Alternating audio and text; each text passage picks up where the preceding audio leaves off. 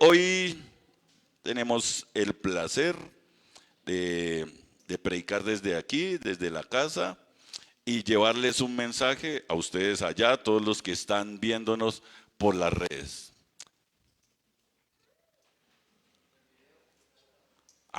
Vamos a ver un video en este momento.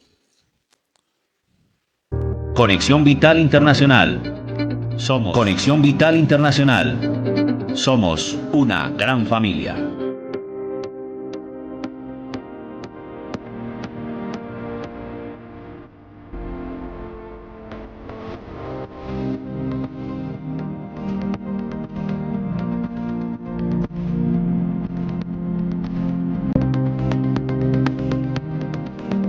De seguridad. Estos son nuestros protocolos de seguridad. Usar tu tapabocas. Recuerda usar tu tapabocas. Bacterial. Antes de ingresar. Aplícate gel antibacterial. Antes de ingresar. Los objetos y superficies. Limpia y desinfecta los objetos y superficies que suelen ser utilizados. Mantén la distancia prudente. Mínimo 2 metros. No olvides registrar tu control de temperatura. No olvides registrar tu control de temperatura antes de entrar.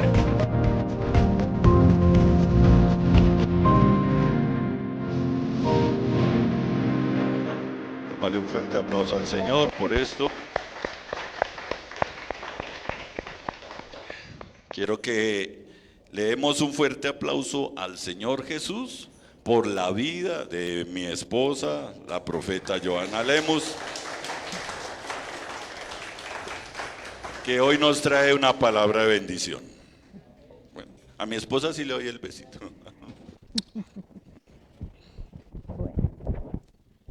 Bueno, bendiciones familia. ¿Cómo están? ¿Bendecidos? ¿Alegres? Se siente raro, ¿verdad? Se siente raro que no hay la suficiente libertad. Ustedes saben que a mí me gusta predicar con la más aquí al ladito. Bueno, muy bien. Bueno, gozosos, felices de estar en casa nuevamente y agradecerles a todo el equipo de colaboradores, de protocolo, de sonido. Camilito Fetecua nos ayudó con el video. Bueno, todos los días que Dios nos presenta un reto, tenemos un equipo maravilloso que nos apoya y que nos ayuda a hacer toda esta labor. Y por supuesto a ustedes, iglesia, que decidieron venir a la casa a adorar y dar el ejemplo. ¿Sí sabe que con su asistencia en este lugar estamos haciendo un rompimiento y una victoria? Entonces, darse un fuerte aplauso por ser valiente, por creerle al Señor.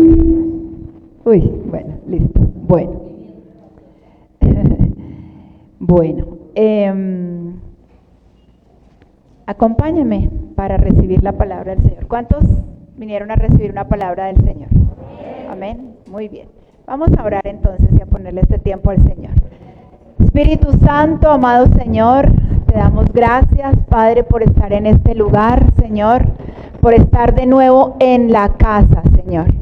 Sé que cada uno durante este tiempo, Espíritu Santo, aprendimos a depender de ti. Aprendimos, Señor, lo nuevo que tú querías que aprendiéramos, Espíritu Santo. Pero nos gozamos de nuevamente estar en tu casa, Señor, para recibir lo nuevo que traes para nosotros, Señor. Porque tú sigues obrando en nuestra vida, Señor. Porque tú no terminas hasta que no estemos completamente perfectos para cuando tú vengas, Jesucristo, por tu iglesia, Señor. Espíritu de Dios, te pido que estés en este lugar, que traigas libertad, que traigas revelación, que tú seas, Señor, limpiando mi vida, Padre, y sea yo un instrumento de honra para que tu palabra, Señor, sea impartida en los corazones de tus hijos, Señor, y cumplas de acuerdo a la palabra que hoy tienes para nosotros, el propósito para el cual tú la envías, Señor. Atamos y encadenamos todo espíritu inmundo que quiera robar tu palabra Hoy en el nombre de Jesús enviamos cautivos todos los pensamientos, Señor, que puedan perturbar el escuchar tu palabra. Hoy declaramos que nuestros oídos están abiertos en esta mañana para escuchar tu voz y que nuestro espíritu la recibe, Señor, que nuestro corazón es buena tierra y esa palabra, Señor, dará fruto al 100%, en el nombre de Jesús. Amén y amén. Denle ese fuerte aplauso al Señor. Bueno, mis amados, tengo el privilegio y la responsabilidad de dar la palabra de la apertura. Bueno, esta semana, al recibir la noticia de que íbamos a volver a abrir, lo primero que dijo mi esposo y algo que impactó mi corazón fue: volvemos a la iglesia, pero no volvemos a lo mismo. ¿Lo entiende? Amén. Volvemos a la iglesia, pero no volvemos a lo mismo. ¿Por qué? Porque este año lo bautizamos en enero por el tema de los números 2020, ¿se acuerda? Que empezamos con la visión y todo eso. Entonces dijimos, no, este es el año de la visión, pero pasó toda esta pandemia, ¿sí o no? Y uno dice, bueno, ¿y dónde quedó la visión? Pues le traigo noticias, sigue siendo el año de la visión. ¿Por qué? Porque la visión que Dios quería traer a nuestras vidas era su visión, bajarla al corazón. Y en estos 6 meses, sé que tanto tu corazón como el de nosotros fue cambiado y transformado. Y fuimos alineados para recibir lo que Dios en verdad quería de la iglesia, lo que en verdad quería. Y todo tiene un propósito y todo, absolutamente todo, obra para bien a los que le amamos. Amén. Amén. Entonces, al ver todo esto, o sobre todo la frase que usó mi esposo, el Señor quiere en este tiempo, o con esta frase más bien, de volvimos a abrir la iglesia pero no volvemos a lo mismo, quiere decir que Dios anhela que nosotros nazcamos a algo nuevo, nazcamos a lo que Él tiene para nosotros. Entonces, si usted le quiere colocar un título a esta enseñanza, se llama así: volvimos a la iglesia pero no volvimos a lo mismo. Amén. Debemos ajustar absolutamente todo lo que hacemos a la visión de Dios. Amén. Traemos una visión, traemos unas enseñanzas, traemos una cultura. Sin embargo, no siempre todas esas enseñanzas, no siempre esa cultura que traemos, esa crianza de nuestros padres está alineada con la palabra de Dios. Por eso Él viene, nos rescata y nos dice: yo tengo una visión diferente, una manera de hacer las cosas diferente. Y nos cuesta. ¿Cuánto les cuesta? A todos nos cuesta romper con todos esos argumentos, con todas esas cosas que creímos en algún día estaban bien. El apóstol Pablo es uno de los expositores de la palabra y de la fe en toda la Biblia y sobre todo en el Nuevo Testamento, que habla de cómo Dios anhela que sea su iglesia, de cómo Dios anhela que sea su iglesia. Todas las cartas de Él están dirigidas a iglesias que Él mismo fundó. Y cada una de esas iglesias debía aprender a funcionar y a entender cómo era que Dios quería la iglesia. Cristo fue enviado como cabeza de la iglesia, como salvador de la iglesia. Y después de que Cristo viene, se empieza a formar la iglesia, que es el cuerpo de Cristo.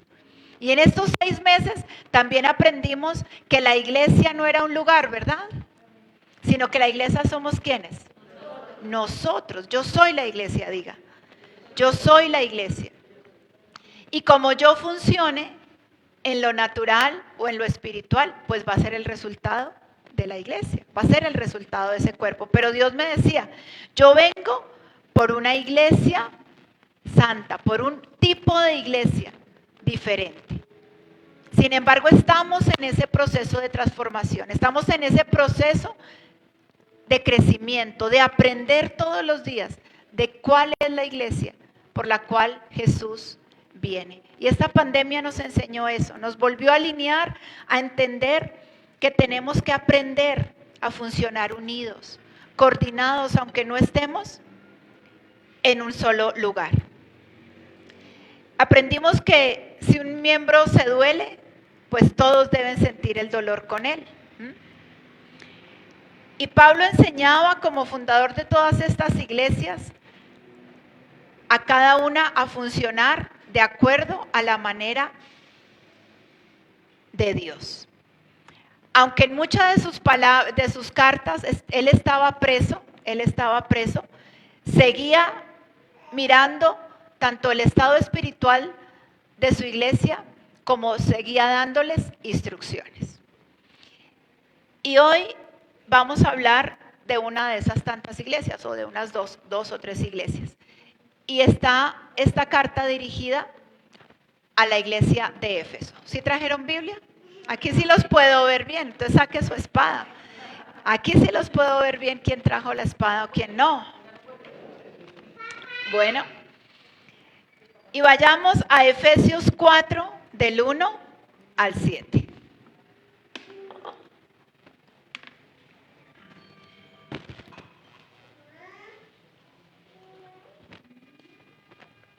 Voy a estar leyendo una versión, la TLA.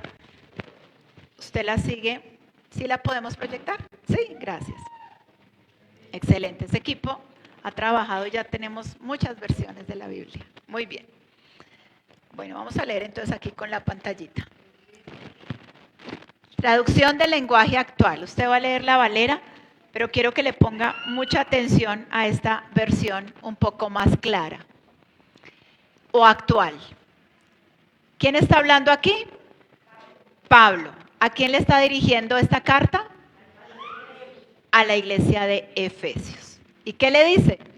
Yo que estoy preso, ¿por qué? Diga servir.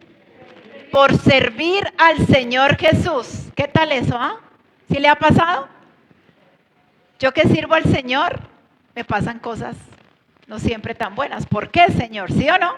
Si yo te sirvo, si yo te quiero adorar. Y Pablo estaba, ¿qué? En una situación difícil. Estaba preso, literal, preso en una cárcel. Les ruego que vivan como deben vivir quienes, como ustedes, han sido llamados a formar parte del pueblo de Dios. ¿Qué les estaba diciendo ahí?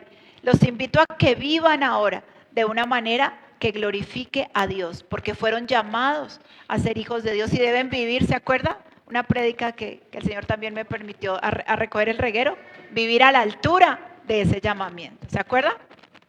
Sigamos. Por el contrario, sean buenos y compasivos los unos con los otros, amén.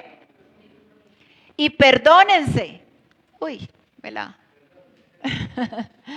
y perdónense. ¿Atrás? Sean humildes, amables y pacientes, y bríndense apoyo por amor los unos a los otros. Diga por amor. Por amor. Los unos a los otros. 3. Hagan todo lo posible por vivir en paz, para que no pierdan la unidad que el Espíritu Santo les dio.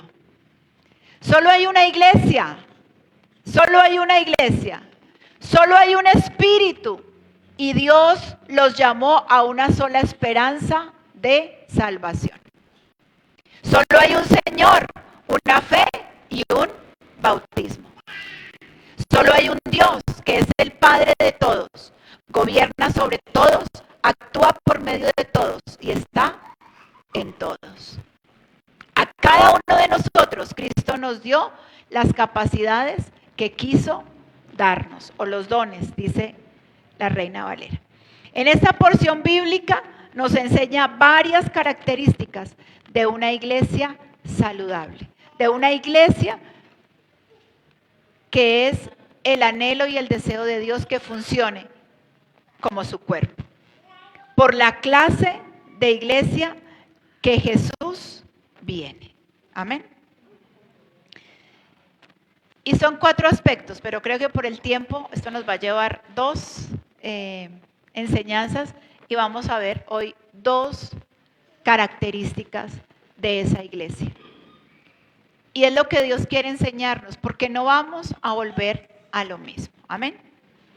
La primera característica que nos describe en este versículo es la unidad. Diga unidad. La unidad. Para uno poder aprender y practicar algo que se le está enseñando, debemos tener en cuenta que aprendemos y se nos queda en el corazón grabado y se vuelve un hábito, algo que se repite varias veces, algo que se repite. Y Dios durante este tiempo nos va a hablar mucho y todo el tiempo de la unidad. Y nos va a enseñar qué es verdaderamente estar en unidad unos con otros como la iglesia de Cristo. Amén. En Efesios 3:6, Pablo describe cuál era el plan de Dios. ¿Qué es lo que Dios quería o tenía en mente en el momento en que Él envió a Jesucristo, en el momento que Él crea a la humanidad? Él siempre tuvo un plan, ese plan de salvación. Y Pablo dice que a Él y a los apóstoles le fue revelado ese plan. A Él y a los apóstoles le fue revelado ese plan, que antes estaba velado, que estuvo descrito en el Antiguo Testamento, pero que no estaba claro. Y en la Nueva Traducción Viviente de Efesios 3:6 dice: el plan de Dios consiste en lo siguiente: tanto los judíos como los gentiles que creen la buena noticia gozan por igual de las riquezas heredadas por los hijos de Dios. Ambos pueblos forman parte del mismo cuerpo y ambos disfrutan de las promesas de las bendiciones porque pertenecen a Cristo Jesús. ¿Cuál era el plan de Dios? Reunir a todas las naciones, a todas las naciones en una sola. ¿A través de quién? De la muerte de Jesucristo. Antes el pueblo escogido de Dios solamente era Israel, ¿se acuerda? Solamente le fue revelado a Israel. Pero dice que Él fue a un pueblo que aunque lo amó, que aunque su mismo hijo nació en el pueblo de Israel, ellos lo rechazaron. Pero dice, yo hablaré a un pueblo que nunca antes me oyó. Y ellos me entenderán y me querrán servir y me querrán amar.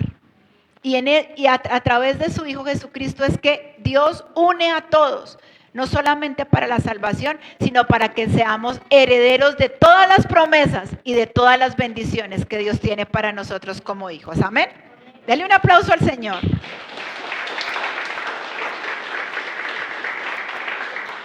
Entonces estamos unidos en Jesucristo. Si tú y yo hoy estamos aquí, todo lo que hacemos, cada cosa que preparamos, cada servidor, cada uno de los que estamos aquí, cada asistente, ¿por qué estamos aquí? ¿Por qué estamos aquí? ¿Por qué estoy yo aquí parada? Por Jesús, porque un día Jesús nos rescató, porque un día Jesús nos limpió, porque un día Jesús quitó nuestro pecado, porque una vez Jesús nos dio un propósito y una esperanza por la cual vivir. Amén. Y por eso estamos aquí. ¿Nos une qué? Nos une Jesús y nos une el Espíritu Santo, que nos dio como señal y arras de esas promesas, de esa promesa que es la vida eterna. Amén. Amén. ¿Sí me están comprendiendo? Amén. Tú y yo tenemos el Espíritu Santo, porque el Espíritu Santo son las arras de esa promesa de Dios. Tremendo Dios, ¿no le parece? Cuando uno compra una propiedad, para asegurar que en verdad esa propiedad, ese negocio va a ser serio, uno que da unas arras. O cuando tú vas a hacer cualquier compra, ¿sí o no? Y te la van a entregar después, un trabajo, uno que le asegura, pero dando ¿qué? Un abono, ¿sí o no? Entonces Dios dio ese abono para asegurar que Él iba a completar toda la promesa. Amén. Amén. De esa salvación. Juan 17, 21 al 23 nos habla o nos muestra la oración que hizo Jesús, porque Él tenía una necesidad como Dios.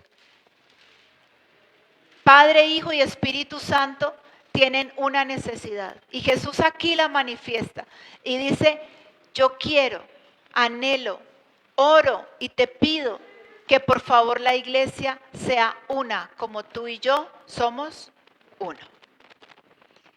Y esto es lo que dice Jesús. Bueno, la puedo dejar en la Reina Valera, pero tranquilo. Te pido que todos sean uno. Esa es la oración de Jesús. Te pido que todos sean uno, así como tú y yo somos uno. Es decir, como tú estás en mi Padre y yo estoy en ti. Y que ellos estén en nosotros para que el mundo crea que tú me enviaste. Tremendo. El Señor anhela que seamos uno y eso da testimonio al mundo de que el Señor Jesús es el Salvador. ¿A través de qué? De la unidad. La unidad no es simplemente la obra del Espíritu Santo que nos convence a venir a la iglesia, que nos convence a orar, que nos invita a leer de su palabra. No es solamente la obra del Espíritu Santo, sino la unidad misma es el instrumento por el cual el Espíritu Santo obra. Solo en una iglesia unida es que se puede manifestar el poder del Espíritu Santo. El poder del Espíritu Santo encuentra un ambiente perfecto cuando encuentra corazones que están unidos en un solo espíritu. Solamente dispuestos y en un solo espíritu, porque yo puedo estar dispuesto, pero si mi compañero no está, mi hermano no está en el mismo espíritu, increíble, pero con solo una sola persona que no esté en el mismo espíritu, el Espíritu Santo no puede moverse. Amén. Solo cuando hay esa unidad, el Espíritu Santo puede manifestarse. Esa unidad viene a través de ¿qué? De las relaciones. Diga relaciones. Cada uno de nosotros, como decíamos al comienzo, es un mundo. Cada uno de nosotros tiene un pensamiento, un sentimiento, tiene una manera de hacer las cosas, ¿sí o no? Entonces, ¿cómo lograr esa unidad? ¿Cómo lograr esa unidad? Pues a través de las relaciones. A través de las relaciones. A través de aprender a convivir todos en esa unidad. Veíamos aquí en Efesios, todos tenemos ¿qué? Un solo Señor, es una sola iglesia, es un solo espíritu. Y tenemos que llegar a esa unidad todos juntos. Pero aunque tenemos un mismo Dios, aunque tenemos el mismo Espíritu Santo, aunque es una sola iglesia, ¿qué tan difícil es llegar a la unidad? ¿Sí o no?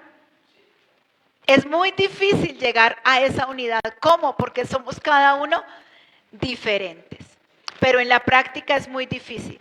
¿Es fácil qué? Discutir. Es fácil encontrar nuestras diferencias. Es fácil pelear, ¿sí o no? Por cualquier cosita. Ya cuando tenemos una diferencia, ya ahí empezamos a pensar cosas diferentes.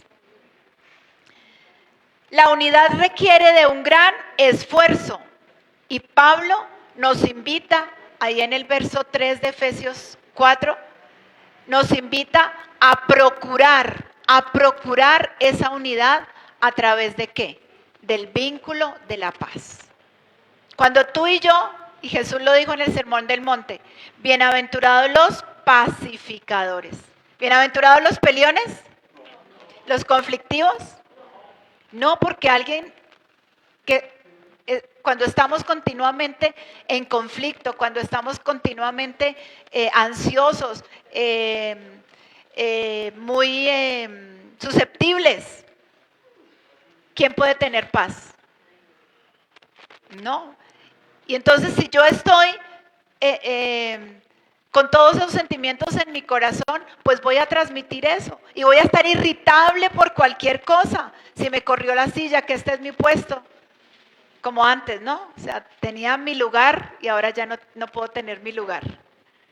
Y se sentaron en mi lugar, ¿sí o no? Y ya se le dañó el servicio. Porque se le sentaron en su lugar. Cosas así tan sencillas que nos roban la paz y hace que nosotros también generemos otra clase de ambiente. Jesús quiere que la unidad de la iglesia sea visible. Acuérdese que ahí en Efesios 4:7 dice, en la oración que Jesús hace en Juan 17, dice, para que el mundo crea que tú me enviaste. Para que el mundo crea que tú me enviaste, que permanezcan unidos. O sea, que debe haber una unidad donde las personas de afuera o inclusive de otras iglesias que puedan venir a esta casa, por ejemplo, o a cualquier iglesia, pueda ver que hay una unidad. Puede haber. ¿Cómo va a haber? ¿Cómo cada uno de nosotros puede hacer que esa unidad sea visible y que sea nuestro objetivo? Que los de afuera puedan decir cómo pueden funcionar tantas personas diferentes en armonía, cómo estas personas pueden hablarse con tanta cordialidad, cómo pueden solucionar sus conflictos sin que haya división en esa iglesia. ¿Sí les gustaría que la gente dijera cómo lo hacen? ¿Cómo lo hacen? ¿Cómo pueden hacerlo? Y cuando los vean se preguntan ¿cómo pueden comprenderse siendo tan diferentes? Pues Pablo nos describe varias características que ayudan a esa unidad. Y está ahí en Efesios 4:2. Dice, sean siempre humildes. Seamos siempre amables. Seamos siempre pacientes. Seamos siempre tolerantes unos con otros. Lo vimos y por eso Dios dijo, otra vez quiero que lo repasemos. El fruto del Espíritu Santo tiene 9 características. Las 3 primeras tienen que ver con mi relación con Dios. Solamente Dios puede darme del amor perfecto que tú y yo necesitamos. Solamente Dios puede darme de la paz que tú y yo necesitamos. Y solamente Dios puede darme del gozo para estar fortalecido aún cuando las situaciones no son fáciles. Amén. Y los otros 3 manifestaciones del fruto tienen que ver con las relaciones con mi prójimo. Y esa es la llave para yo poder funcionar dentro de la iglesia y dentro de cualquier situación, es la paciencia, la amabilidad y la bondad. Yo se los compartía. Le decía, bueno, ¿y cómo logro funcionar dentro de la iglesia? Me decía el Señor, hija, solamente tú tienes que ser siempre paciente, siempre amable y siempre bondadosa. Pero no lo podemos hacer solo. Recuerde, esto es el fruto de la presencia del Espíritu Santo en nuestra vida. ¿Cuántos tenemos al Espíritu Santo? ¿Y será que ese fruto es solo para el pastor? Todos podemos desarrollar ese fruto porque acuérdese, el sello del Espíritu Santo, las arras, la presencia del Espíritu Santo está en ti y está en mí. Pero tengo que avivarla, tengo que trabajar. ¿Y sabe una cosa? Dios nos va a poner personas que tenemos que ser bien pacientes. ¿Para qué? Para desarrollar la paciencia. Nos va a poner gente que no es tan amable, pero nosotros sí vamos a ser amables. Amén. Porque con el bien que nos permita dar el fruto del Espíritu Santo, inspiraremos a aquellos a que sean también amables. Es decir, con el bien vence el mal. Con el bien que hace que salga de nuestro interior esa amabilidad. Y siempre debemos ser ¿qué? Bondadosos. Con todos, con absolutamente todos. Cada una de estas características tiene una explicación muy amplia, pero que yo le invito a que usted vaya en su casita haciéndolo. Lo vamos a ir viendo en la medida de que Dios nos vaya enseñando sobre las relaciones. Pero cuando uno tiene por lo menos esta llave, empieza a tener, y es consciente, empieza a usar esta llave, vamos a empezar a tener relaciones excelentes, relaciones de bendición. Y mucha gente, me dice el Espíritu Santo, mucha gente querrá estar cerca de ti, porque siempre serás paciente, porque siempre serás bondadoso y siempre serás amable. ¿Sí le gustaría? ¿A quién no le gusta estar con una persona que es paciente, amable y bondadosa? Amén, todo el tiempo, amén. Y los otros tres tienen que ver con mi desarrollo personal. Siempre debo empezar a aprender a ser fiel, aprender a ser humilde y a tener dominio propio. Amén. Ahora que nos volvemos a ver después de la pandemia, muchos el dominio propio, y eso se nota, ¿sí o no? El dominio propio, más redonditos. Sí, señor. El dominio propio. Comimos mucho porque no tenemos dominio propio. Muy bien. Acá dice, en esta versión que tengo, seamos siempre humildes, amables, pacientes, y acá le anexa una frase, tolerantes. Tolerantes, unos con otros en amor. Ojo, tolerante no quiere decir alcahueta. De acuerdo a la palabra de Dios, el tolerante no es aquel que, no importa, como estás desordenado, porque estás haciendo cosas, entonces yo te tolero y como que nos soportamos ahí y no te armo problema, aún sabiendo que estás haciendo las cosas mal. No quiere decir alcahueta, porque la unidad que Dios quiere darnos está fundamentada en la verdad. Está fundamentada en la verdad. ¿Y cuál verdad? Esta verdad. La verdad de la palabra de Dios. La tolerancia no va a sacrificar la verdad de Dios. Amén.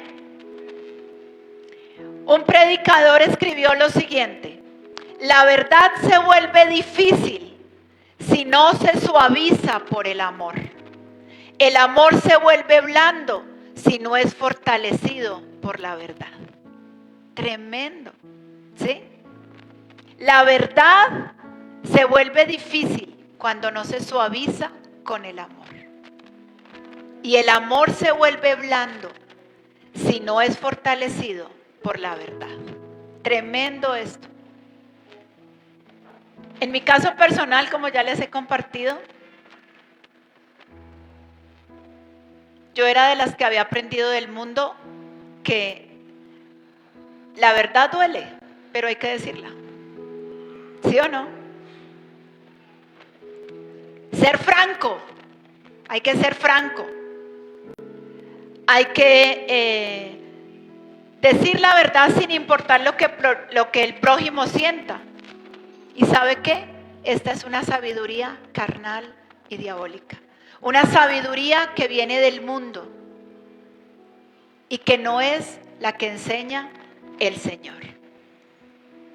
Esta verdad, cuando decimos que la verdad duele, esta verdad destruye. Esta verdad destruye y daña y rompe la unidad.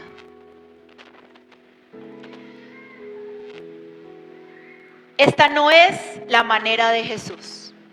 Y Pablo también le escribe a otra de sus iglesias, Porque todas las iglesias tienen conflictos. Todas las iglesias, por cuanto está constituida por las relaciones, va a tener problemas. Y habrá que decir la verdad en algún momento para corregir esas actitudes incorrectas. Pero nos habla a nosotros como participantes de la iglesia en Gálatas 6:1 y nos dice: hermanos, si alguno fuere sorprendido en alguna falta, ¿cuántos podemos ser sorprendidos en alguna falta? Levante su mano. Si alguno es sorprendido en alguna falta, le está hablando a la iglesia, amén, a nosotros, acá. ¿Vosotros qué sois qué? Espirituales. Espirituales. O sea que tenemos el Espíritu Santo. Dice, restáurenle con espíritu de mansedumbre, considerándose a ti mismo, no sea que tú también seas tentado. ¿Con espíritu de qué? De humildad. Restáurele. ¿Sabe qué nos decía el Señor que le compartí a mi esposo? Me decía el Señor: si tú sigues hablando de todo lo malo, del pecado y del pecado, estás reforzando eso. ¿Por qué no predicas de lo bueno que es ser santo para poder inspirar y los beneficios que me trae el ser santo? ¿Me hago entender? O sea, restaurar a alguien es mostrarle lo bueno de hacer lo contrario que él está haciendo. Si robaba, voy a mostrarle lo beneficioso que es el trabajar y la satisfacción que nos hace el trabajar. Pero no puedo seguirle diciendo todo el tiempo: es que usted es un perezoso. No, tengo que empezar a mostrarle lo bueno que es ser una persona productiva. Y no solamente porque nadie, ya lo sabemos, nadie ha cambiado con cantaleta. ¿Es una verdad que soy perezoso? Sí, soy perezoso, pero yo ya lo sé. Ayúdeme. Muéstreme lo contrario. Muéstreme los beneficios de ser apartado para Dios. Muéstrame los beneficios de adorar bien. Muéstrame los beneficios de ser amable. Muéstrame los beneficios de ser paciente. Muéstrame los beneficios. Y hay muchos beneficios en ser luz y no ser oscuridad. Amén. Dale un aplauso al Señor.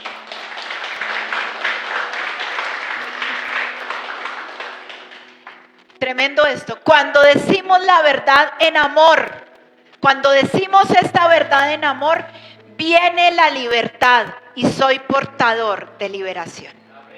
Cuando digo esta verdad en amor, viene la liberación. Por eso Juan 8:32 dice: conoceréis la verdad, y la verdad ¿qué? Me hará libre. Pero esa verdad que va rodeada, que va envuelta en amor. Amén. Es entonces y solo entonces que veremos cambios, que se renueva la mente de mi hijo, de mi cónyuge, de mi vecino, cuando yo aprendo a decir la verdad en amor. Jesús nunca condenó, Jesús nunca señaló, Jesús siempre dijo la verdad, y esa verdad en amor nos llevó a nosotros al arrepentimiento. Amén. Amén. La verdad en amor produce cambios, mas la condenación produce rebeldía. Tremendo eso. La verdad en amor produce cambios en tu vida y en mi vida. Pero cuando empiezo a condenar y a decir la verdad, aunque duela, ¿cómo la va a tomar esa persona? En rebeldía, en reversa. Esa verdad entra mal. Amén. ¿Qué llave, mis amados? Aprender a decir la verdad ¿en qué? En amor. El Espíritu Santo trae esa unidad cuando ve que estamos aprendiendo a decir las cosas como deben decirse. Pero esa unidad, vuelvo y les digo, no es uniformidad. La unidad no es uniformidad.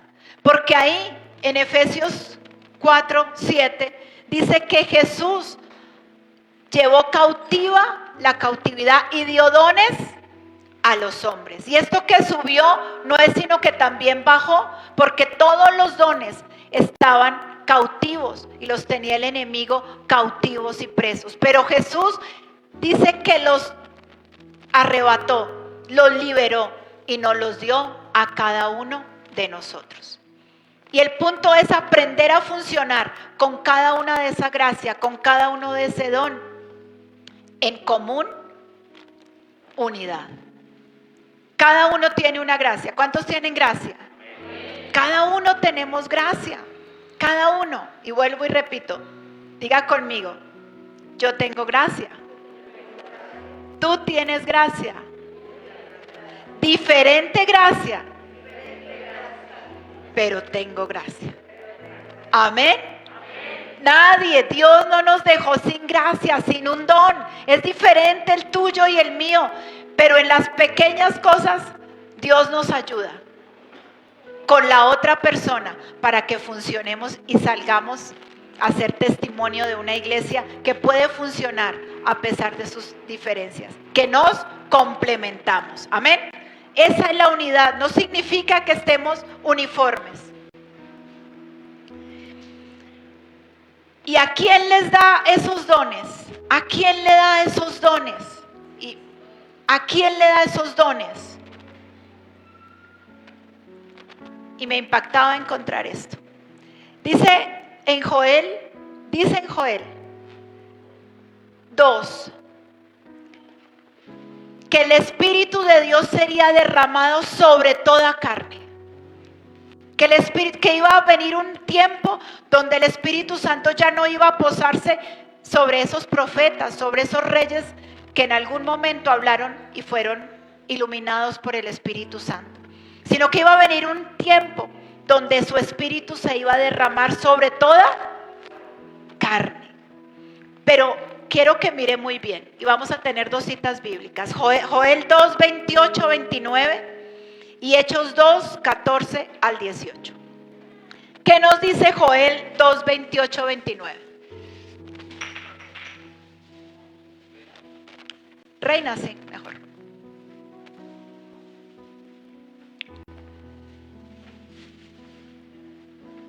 Gracias. Y después de esto, derramaré mi espíritu sobre toda carne. Aquí está hablando el profeta Joel. Creo que son 400 años antes de que Jesús venga. Y que el Espíritu Santo. Y profetizarán vuestros hijos. ¿Quiénes profetizarán? Mis hijos naturales, ¿ok? Tus hijos naturales. Y sus hijas, amén. Sus ancianos soñarán sueños. Sus ancianos soñarán sueños. Y sus jóvenes verán visiones del pueblo. ¿Están conmigo? Entonces, sus hijos y sus hijas profetizarán. Sus ancianos soñarán sueños y sus jóvenes verán visiones. Y también sobre los siervos y sobre las siervas derramaré mi espíritu en aquellos días. Esto es la profecía. Y sobre los siervos, ¿y qué? Las siervas. Y eso se cumplió ya en Hechos 2. ¿Qué pasó con Hechos 2? Hechos 2, 14 al 18. Aquí está predicando Pedro a una multitud. Vino el Espíritu Santo cuando todos estaban unánimes juntos en el templo, en el aposento alto. ¿Sí recuerda esa porción? Todos estaban unánimes. Jesús ya les había dicho, es necesario que yo me vaya para que venga ¿qué? El Espíritu Santo. Es necesario que yo me vaya para que venga el Espíritu Santo y en verdad Él pueda unir a todos en uno solo. Y entonces estaban todos los 120 unánimes juntos, orando. Y vino el Espíritu Santo y se manifestó como lenguas de fuego sobre sus cabezas. Y cada uno empezó a hablar en una lengua que no conocía y que los extranjeros podían entenderla. Es como si en este momento habláramos y uno empezara a hablar ruso, otro inglés, otro eslovaco, bueno, no sé, tantas cosas, ¿sí?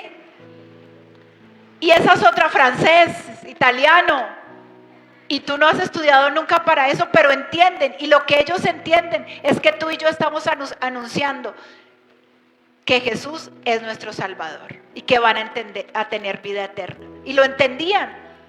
Y lo entendían. Y entonces Pedro le dice a aquellos que se estaban maravillando de por qué hablaban y decían, están borrachos.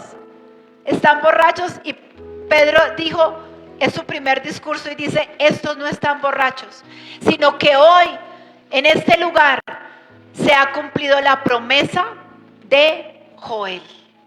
¿Y qué dice? Y empieza a recitar la palabra y dice, entonces Pedro, poniéndose en pie con los 11, alzó la voz y les habló diciendo, varones judíos y todos los que habitan en Jerusalén, esto es notorio y oigan mis palabras. Porque estos no están ebrios como ustedes suponen, puesto que es la hora tercera del día. Mas esto es lo dicho por el profeta Joel.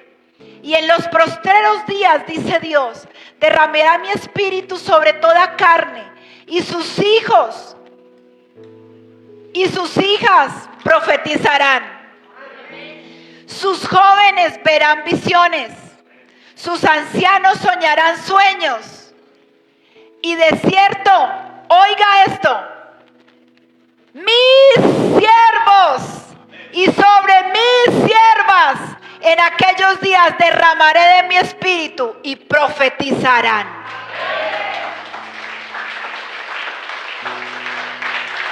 Tremendo. Pero el Señor no dice mis hijos. El Señor aquí, cuando Pedro predica, no dice mis hijos, mis jóvenes, mis ancianos. ¿Solo de quién se refiere que derramará el Espíritu Santo? ¿De quién? De mis siervos. Y esa es la segunda característica de una iglesia que no va a hacer lo mismo que antes. Es que tenemos que volver al original. Debemos aprender a ser siervos. Pero ¿sabe? Eso de ser siervo nosotros no lo entendemos. Porque primero es difícil y ya no vivimos en el tiempo de la esclavitud. La palabra siervo en el original es esclavo. En la época que se escribió la Biblia, en la época de Jesús, existían los esclavos. Había una esclavitud. Habían varias clases de esclavos. Aquellos que eran tomados prisioneros de las batallas iban a ser esclavos de los judíos. Pero dentro de los judíos también había una esclavitud. También había una esclavitud. También había una esclavitud. ¿Cómo era esa esclavitud?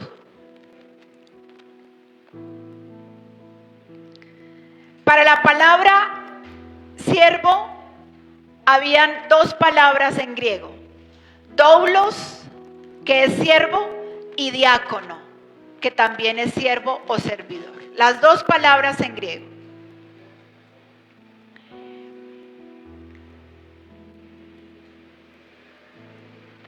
El ministerio de ser siervo o ser esclavo, les voy a leer el contexto bíblico. Lo encontramos en Levítico 21 del 1 al 6.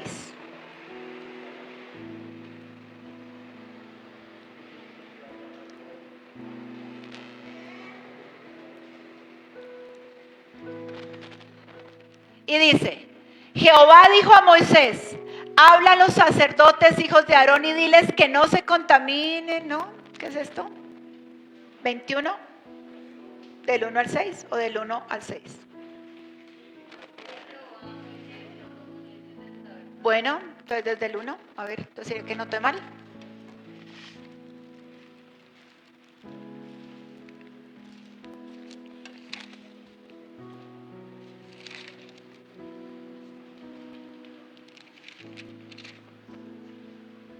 Sí, anoté mal.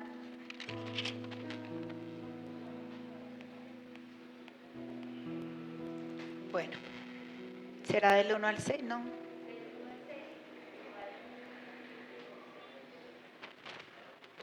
Miremos.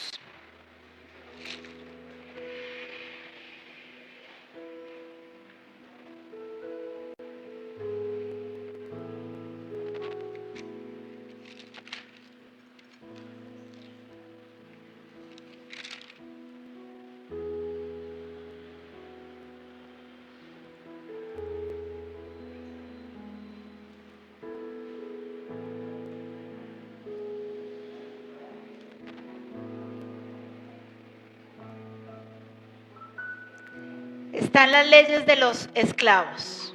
Y los judíos podían ser esclavos entre ellos.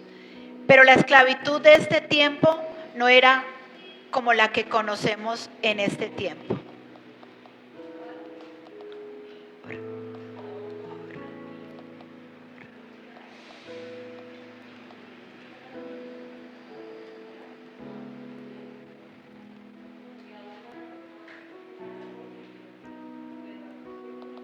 A los 6 años, ¿sí, Martica?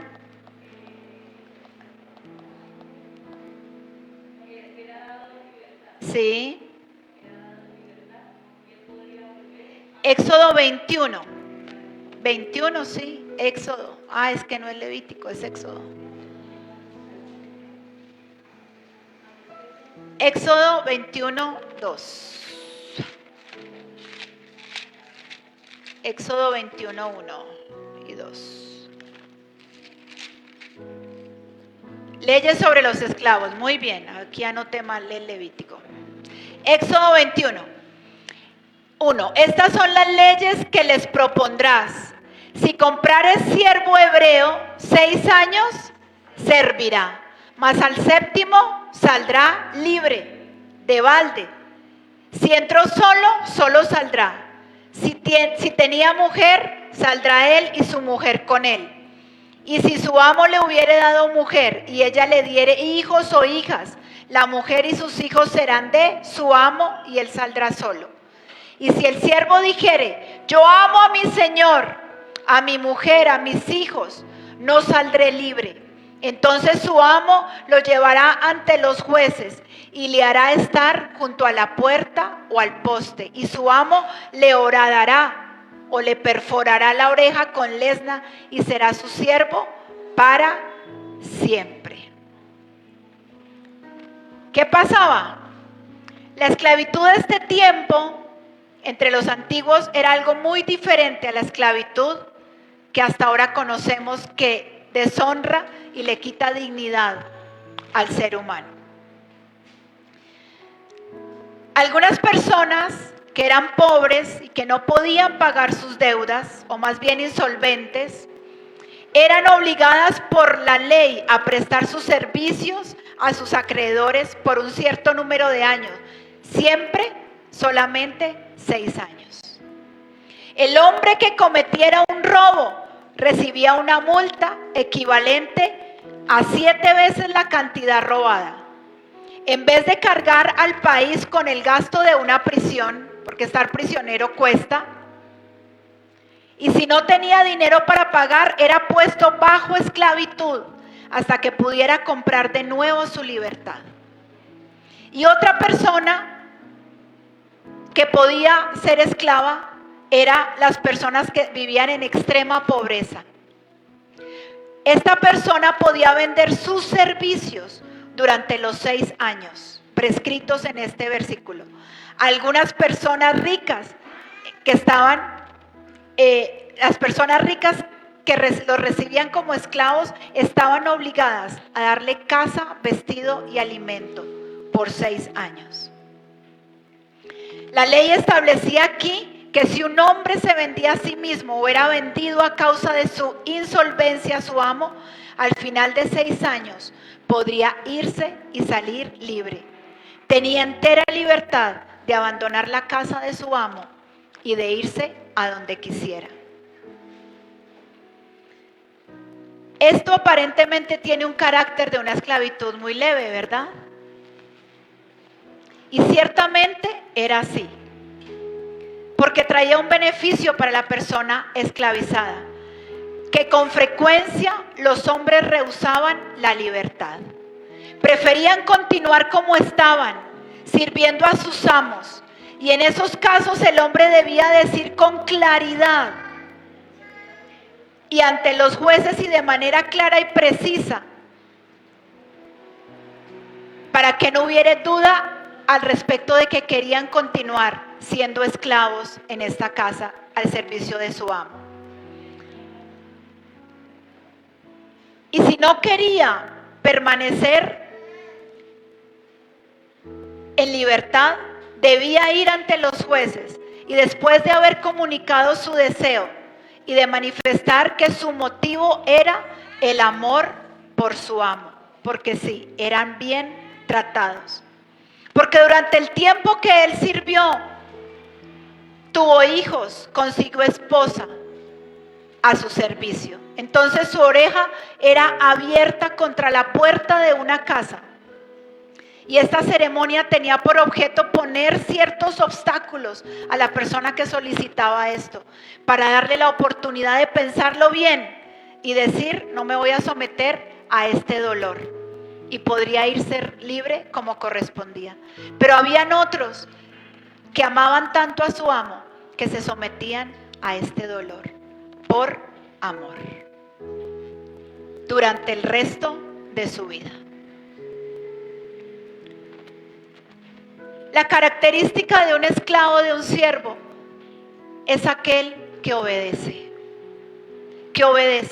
que no solamente obedece a Dios, sino que también obedece a las autoridades puestas por Dios. Pero ¿en qué contexto es esto? Cuando todos somos siervos, no hay jerarquías.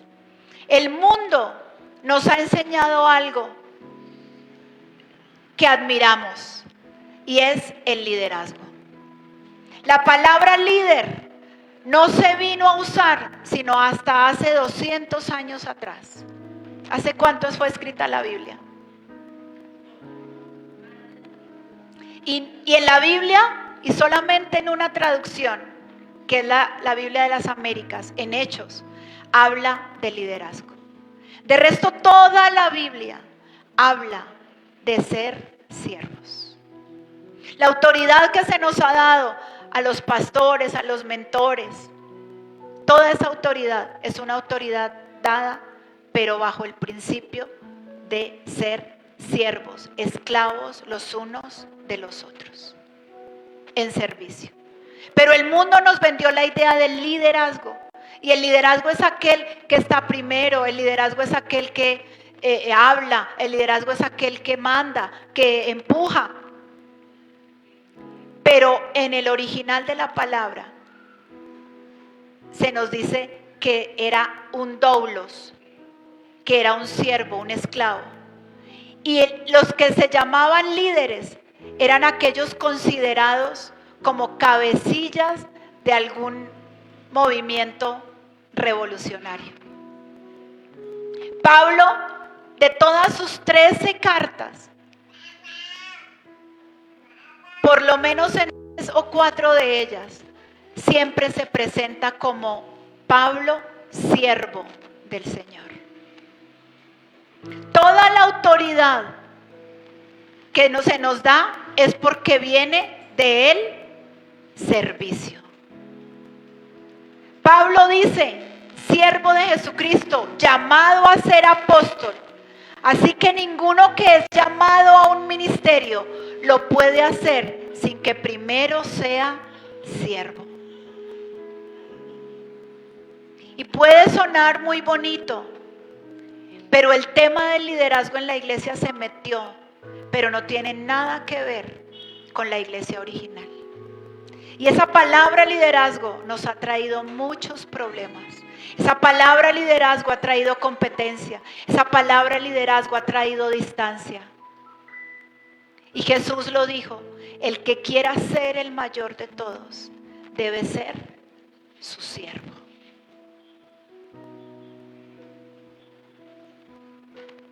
Esto es lo que el Señor quiere que aprendamos en este nuevo tiempo.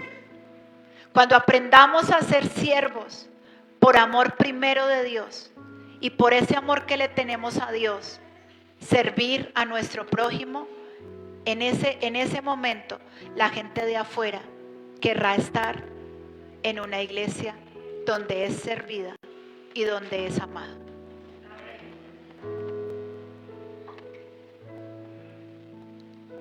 Sí hay autoridades. Sí hay autoridades. Pero esa autoridad, por cuanto primero es siervo de Dios, va a buscar que tú y yo obremos bien.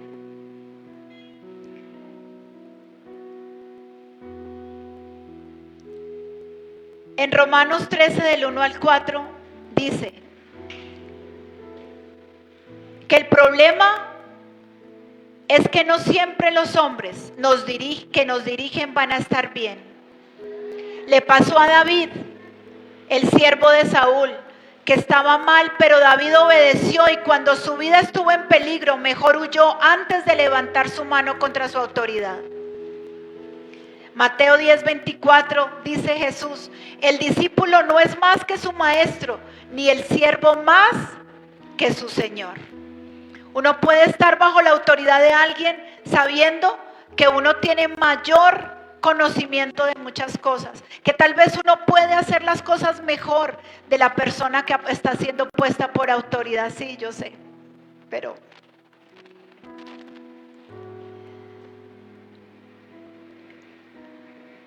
si tenemos el concepto que nuestra vida no nos pertenece, va a ser fácil someternos los unos a los otros.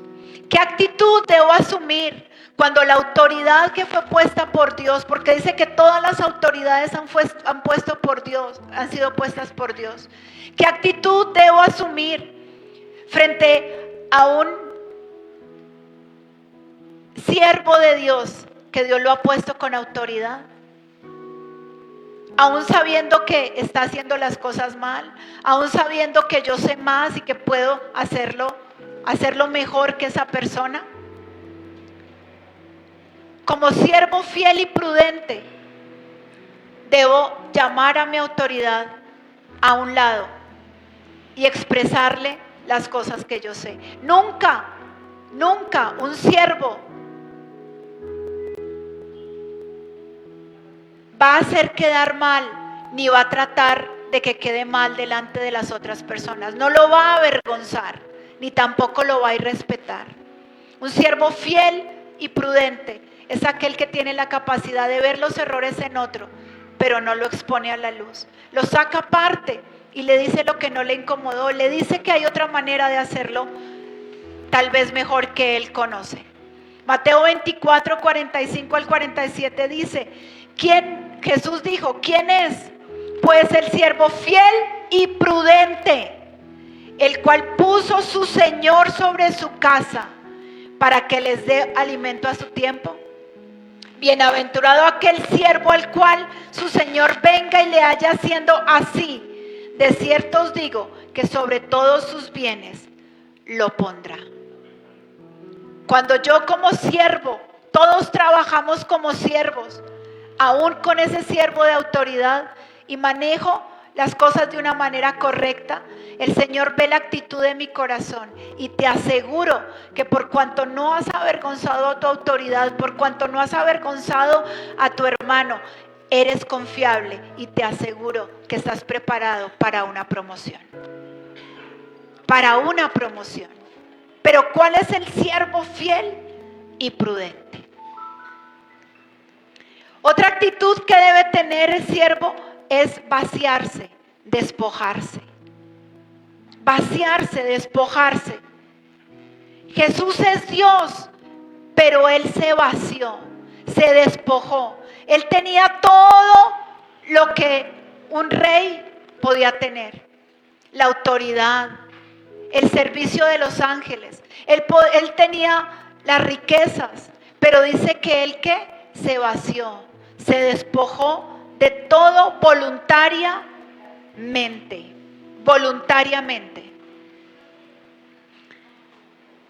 Y dice que Jesús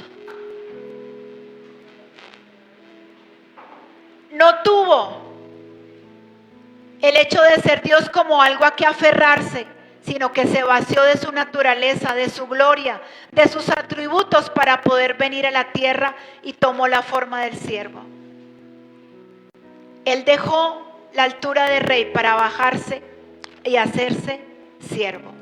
Si no nos vaciamos, no podemos ser siervos.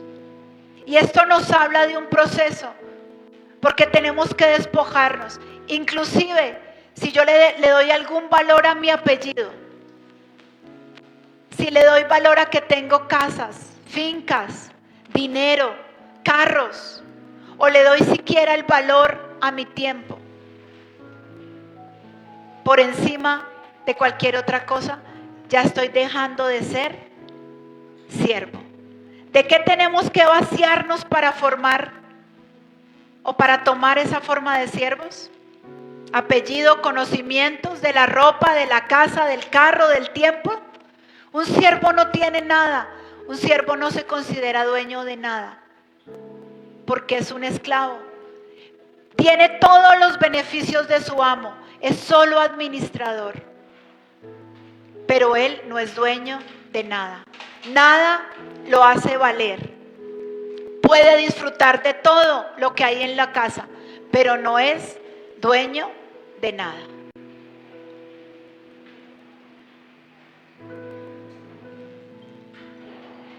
Pablo dijo en 1 Corintios 9:19, por lo cual, siendo libre de todos, me he hecho siervo de todos para ganar a mayor número. ¿Queremos ganar, iglesia? ¿Queremos que vengan otras personas a conocer de ese Dios de amor que nosotros conocemos? Esta es una nueva oportunidad todos los días. Pero mientras no seamos siervos, no vamos a ganar a muchos. Pablo lo dijo, me hice siervo para ganar a muchos. Si la iglesia no cambia su manera de pensar, no vuelve al original, no ganaremos a muchos para el Señor. Porque seguiremos compitiendo y viene la confusión. Afuera hay envidia, afuera hay conflicto, afuera me tratan mal. Y cuando vengo a la iglesia pasa exactamente lo mismo. ¿Por qué? Porque primero tenemos que aprender a ser siervos, por amor los unos a los otros. Un siervo es siervo de Cristo, no es esclavo de los hombres.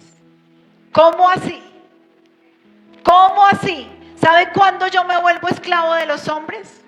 Ahí en Efesios 6 dice, no sirviendo al ojo como los que quieren agradar a los hombres, sino como siervos de Cristo, de corazón haciendo la voluntad de Dios, sirviendo de buena voluntad como al Señor y no a los hombres, sabiendo que el bien que cada uno hiciere, ese recibirá del Señor, sea siervo o sea libre. 1 Corintios 7, porque 7, 22, 23, porque el que en el Señor fue llamado siendo esclavo, liberto es del Señor. Asimismo, el que fue llamado siendo libre, esclavo es de Cristo. Por precio fueron comprados, no se hagan esclavos de los hombres. En Gálatas 1:10 dice, pues busco ahora el favor de los hombres o el de Dios, o trato de agradar a los hombres, pues si todavía agradara a los hombres, no sería siervo de Cristo. Pablo escribe a los cristianos que eran esclavos esclavos literalmente, y les dice, dejen de servir como lo hacían antes, como al ojo humano. Estos siervos servían porque no les quedaba otra opción. Cuando yo hago mi servicio para que me vean, me vuelvo esclavo de los hombres, esclavo de su aprobación. Cuando yo hago las cosas para el Señor, soy esclavo de Jesús. ¿Estamos comprendiendo?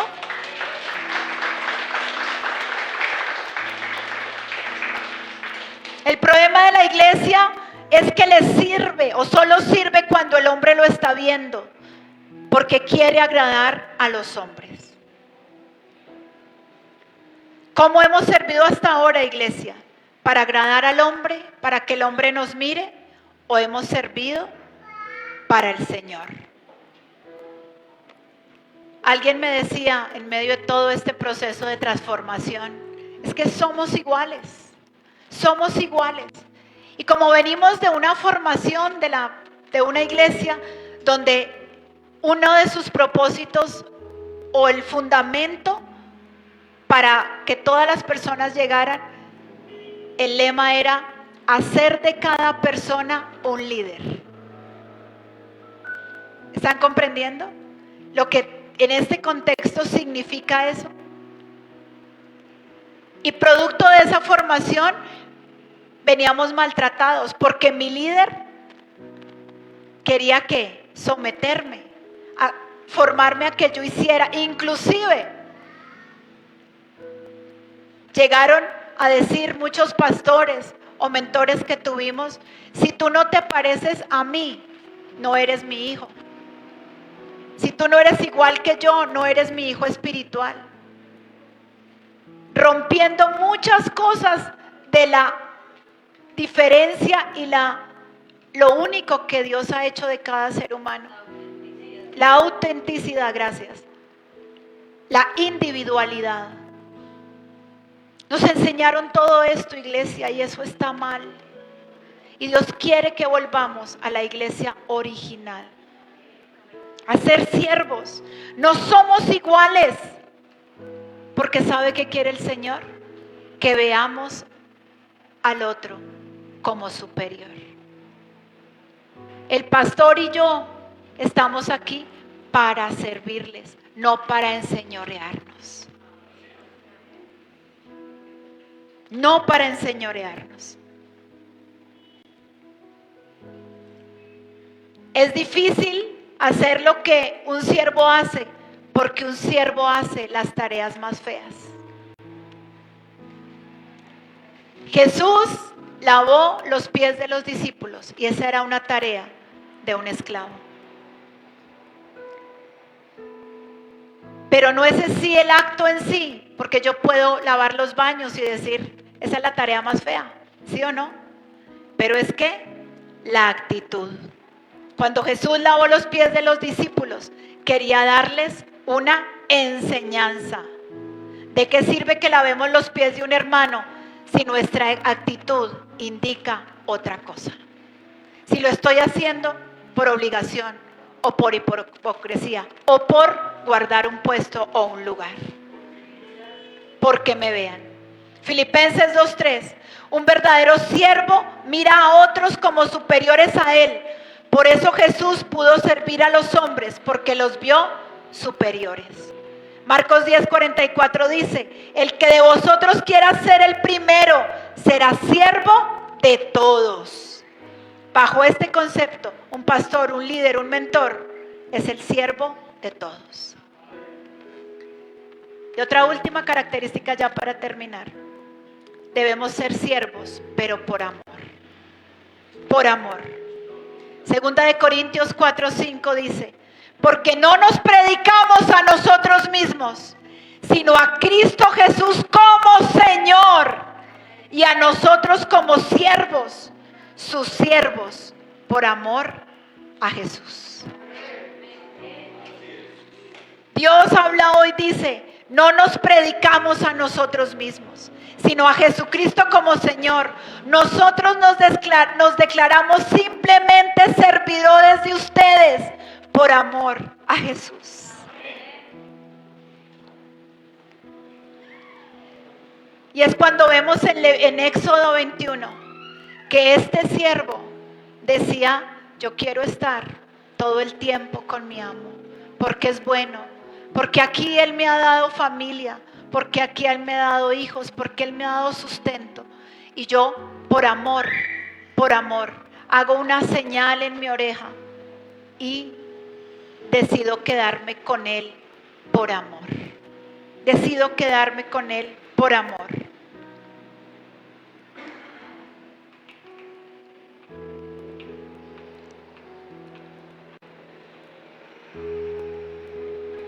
Romanos 6, 16, 18 de la Nueva Traducción Viviente dice: ¿no se dan cuenta de que uno se convierte en esclavo de todo lo que decide obedecer?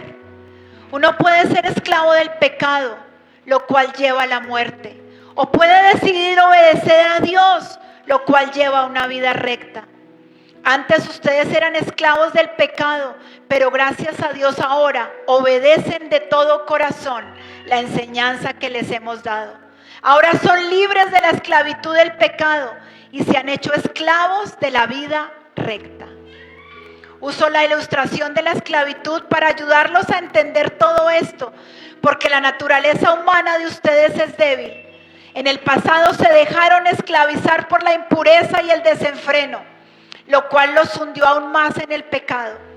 Ahora deben entregarse como esclavos a la vida recta para llegar a ser santos. Cuando éramos esclavos del pecado, estábamos libres de la obligación de hacer lo correcto. ¿Y cuál fue la consecuencia? Que ahora estamos avergonzados de las cosas que antes solíamos hacer. Cosas que terminan en condenación eterna.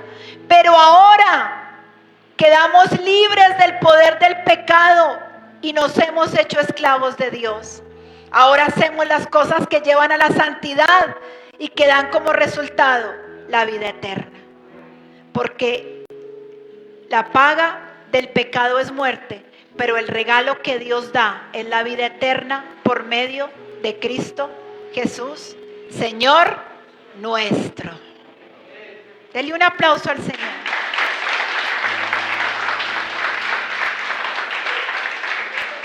¿Cómo no ser esclavos de Cristo si antes éramos esclavos, obligados, pero Él vino y nos liberó?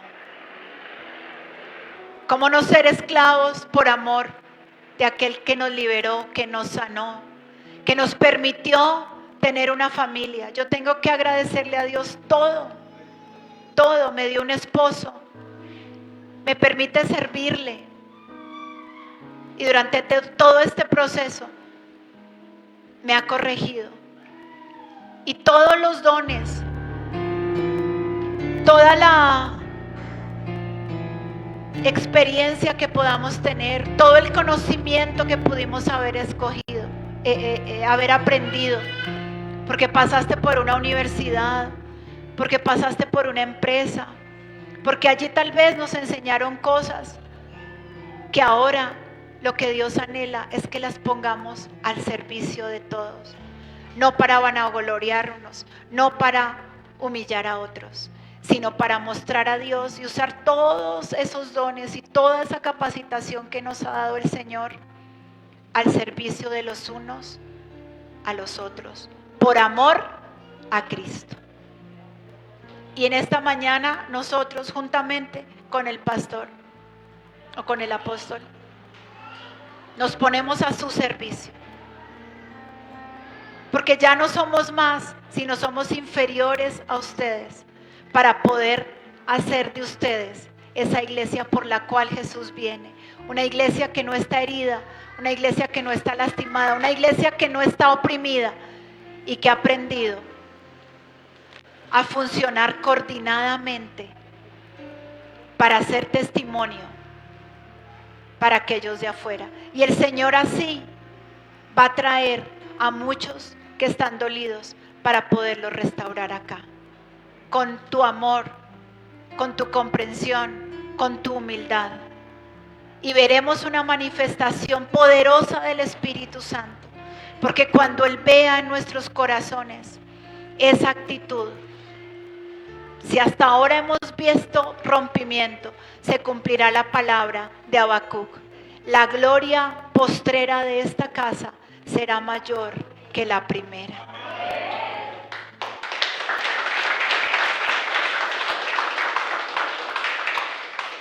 Espíritu Santo, en esta mañana, Señor, te damos gracias por tu palabra. Te damos gracias por todo lo que nos enseñas cada día, Señor. Hoy, Espíritu Santo, pedimos perdón por habernos enseñoreado, por haber traído enseñanzas del mundo empresariales, de liderazgo, Señor, a la iglesia. Cuando ese fundamento, Señor, nunca fue el que tú pusiste, Señor. Claramente nos dijiste, claramente, Dios, cuando tú enviaste a Jesús, dijiste que enviarías a un siervo, y también